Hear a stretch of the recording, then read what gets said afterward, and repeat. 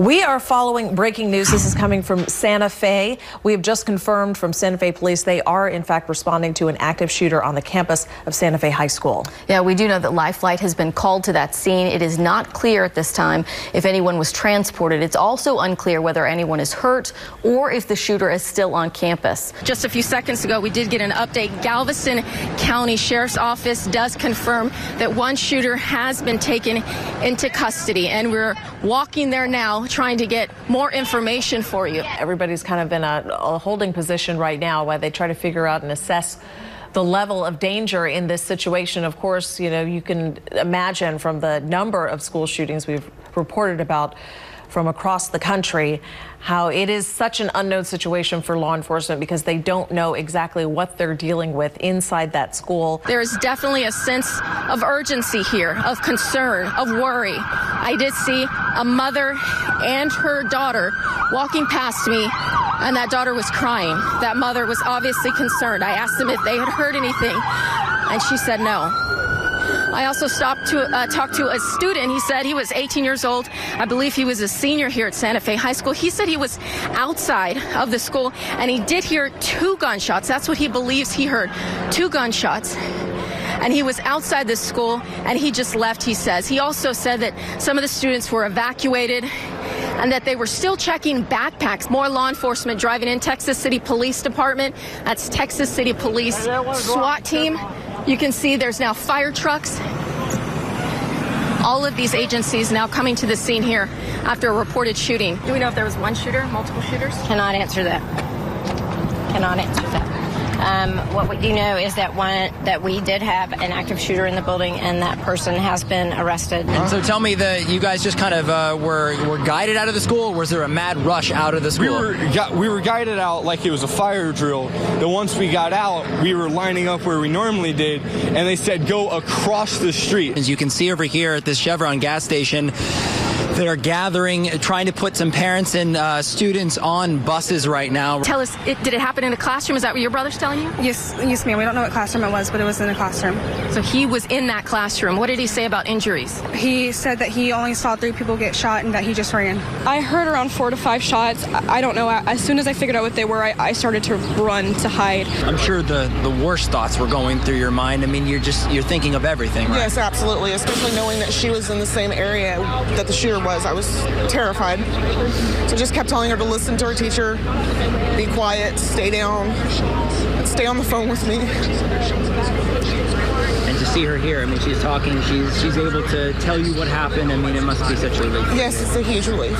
Huge. I'm live right now on Channel 2. I'm sorry, can you tell me where you were at in the school? I was in the history hallway, and as soon as we heard the alarms, everybody just, started leaving, following the same procedure as we did, because nobody thought it would be this. Nobody thought it was a shooting. Everybody just thought it was a, normal procedure, practice, fire drill. What was going through your mind? I was scared for my life. Nobody should go through this. Nobody should be able to feel that in school. This is a place where we're supposed to feel safe. This is somewhere we come most of the week. Nobody should have to go through this, and nobody should feel that pain. We were able to make it to the other side of the police barricade to show you what the school looks like from the ground. I don't think we had this vantage point yet. You can see how filled the parking lot is with emergency personnel. You can see a Life Flight helicopter. We just saw another one take off. This tweet now coming from Ed Gonzalez says, on the scene now, no longer an active situation. Personnel treating the injured. Info is still preliminary, but there are multiple casualties. I just got off the phone with sources who are close to this investigation. They tell me they are confirming at least 8 fatalities in this shooting. They're still trying to tally up how many more people were actually injured. It's heartbreaking. Our hearts go out to Santa Fe, the students and the residents. It's hard. I know. This is a live picture now, once again, of Highway 6. You see, you can't even count the number of law enforcement vehicles right now. You see all the flashing lights there. These buses that you see here have been repeatedly taking students from the school to Alamo Gym, and that is where the Family Reunification Center is at. Yeah, I just got off the phone with Houston Police Officer Union President Joe Gamaldi, and he does confirm that the Santa Fe ISD police officer is here at UTMB, is in critical condition, and is in surgery at this moment. We've heard from sources that at least 9 people have been killed, and we do want to take a moment to offer those families our condolences. We do not know if all of the family members of these loved ones who have been killed have been notified yet, so that is something we want to be extremely careful about in respecting their privacy and making sure that they are able to get that information before we reveal any identities, but we do not have that information to our newsroom just yet. To the students, families, teachers, and personnel at Santa Fe High, we're with you in this tragic hour, and we will be with you forever. See, Pete, I know you're checking with your sources. What have you heard about what happened at Santa Fe? Well, I think a couple of things that would add to the reporting that you already have from the scene would be the following factors. Number one, we still don't have an idea of why or where these explosive devices were planted in the school. We've heard multiple, some officials have told us 2 pipe bombs. We have not heard, and I suspect you haven't either, that any of these devices went off. We go to Alvin, where our Joel Eisenbaum is, outside of a house where law enforcement activity has been ramping up throughout the afternoon. Joel.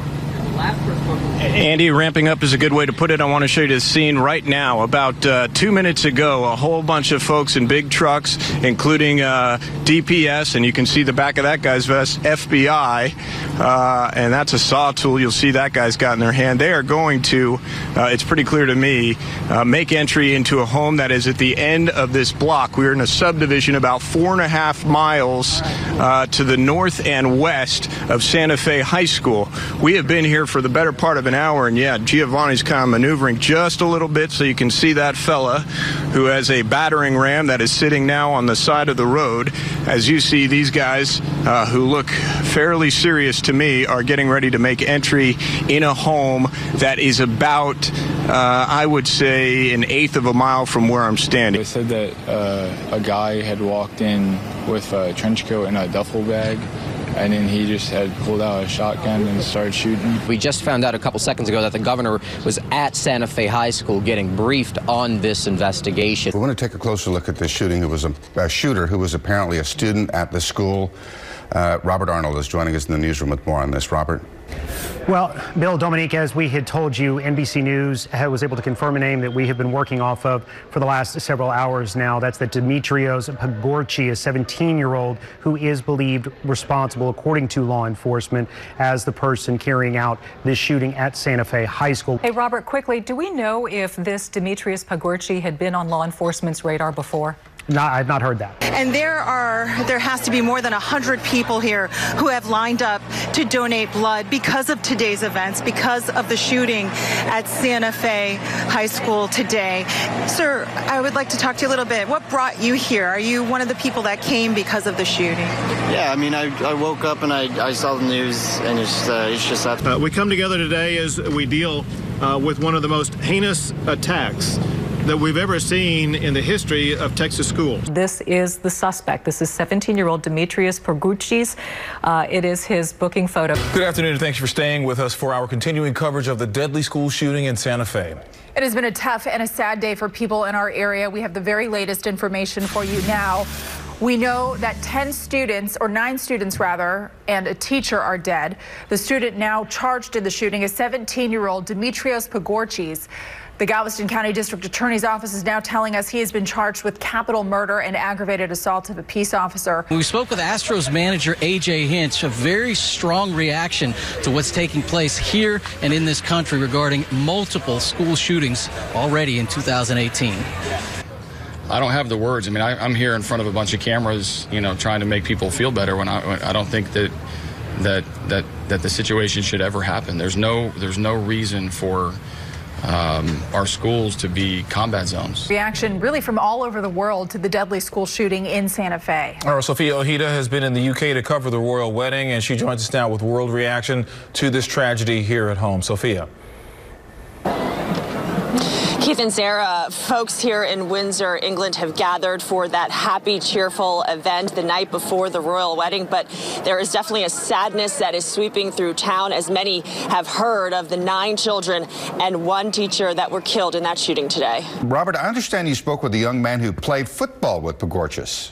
Yes, I did. But first, I want to quickly let you know that Dimitrios Pogorchis is going to be going before a magistrate to hear the charges against him read aloud. He is expected to be denied bond. That process is supposed to happen probably in about an hour from now.